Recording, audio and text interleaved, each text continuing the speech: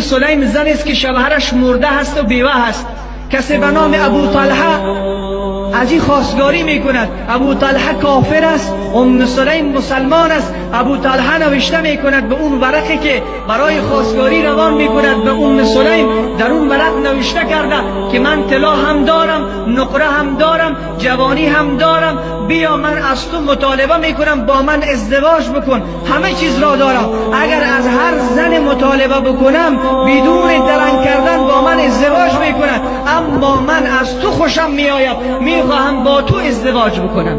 وقت ورق میآید به سلیم ورق را میدهند، سلیم مطالعه میکند، بعد به پشتش مینویسد ای ابو طلحه، بله زیبایی داری، از هر زن درخواست ازدواج کنی به همراه تو میکند، پولم داری، نقره و طلا هم داری، اما یک چیز کمبود داری، یک چیز کمبود داری طلحه. اون چیزی که کمبود داری ایمان است، ایمان. اون چیزی که کمبود داره عشق الله است و محبت به رسول الله صلی الله علیه و سلم است. و خدا قسم اگر کل جهان را داشته باشی، اگر زیبایی تو به اندازه آفتاب و مهتاب باشد، تا زمانی که به محمد ایمان نیاوری با تو ازدواج نمی کنم. سبحان الله، با تو ازدواج نمی کنم. من ایمان تو را میخواهم، ایمان، نه پول میخواهم، نه مهر میخواهم، نه صورت و زیبایی میخواهم، ایمان میخواهم. ایمان کجا از خواهر مسلمانی که امروز به جوان بگوید جوان، اون موی تو را که شکل دادی نمیخواهم، اون پتلونی که از آمریکا و لندن پوشیده نمیخواهم، اون نکتایی قیمت بهایی را که پوشیده نمیخواهم، اون موتر 2000 چندی که سار شدی نمیخواهم، اخلاق محمد را میخواهم. سبحان الله، اخلاق محمد میخواهم، عشق الله میخواهم، زندگی عمر و ابوبکر و عثمان و علی میخواهم، زندگی بلال میخواهم. این را از تو میخواهم. کجاست این خواهر؟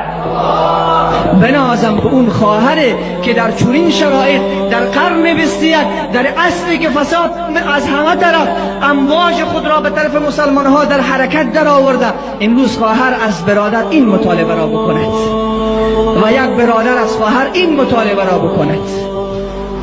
سلیم این پیام را داد به ابو طلحه. ابو طلحه گفت غیر از این دیگر چیزی نیست؟ گفت نه. گفت اگر ایمان آوردم با من ازدواج میکنی؟ گفت مهر تو را هم نمیخواهم. سبحان الله. ابو طلحه گفت لا اله الا الله محمد رسول الله. ایمان آورد. گفت این قدر شهامت و شجاعت و مردانگی و اون درون بزرگی که تو داری، هیچ چیزی از من از امورات دنیا نمیخوای، اما ایمان به الله و رسول میخوای. این نعمت خیلی عظما است، من این را قبول دارم. بعد با هم ازدواج کردن. الله برشان فرزند نصیب گردانید. اینجا خوب دقت بکنین، اینجا حق شوهر بر بالای زن را به طور درست نمونه اش را میبینیم.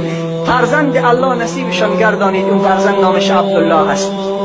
مقدار از زمانها گذشت، این تفلک مقدار جان گرفت و بزرگتر شد، مریض شد. بعد از این که مریض شد، مریضیش خیلی شدت گرفت. ابو طلحه در یکی از سفرها حرکت کرد، کار داشت در جایی در سفر حرکت کرد. وقتی ابو طلحه رفت، سلیم در کنار این فرزند خودش بود که ناگهان مرد به سراغش آمد، اسرائیل به سراغش آمد. این تفلک قبض روح شد و جان داد. عبدالله مرد، از دنیا رفت. شوهر بعد از گذشت زمان برگشت به طرف خانه. همسرش خبر شد سلیم که شوهرش می آید در خانه.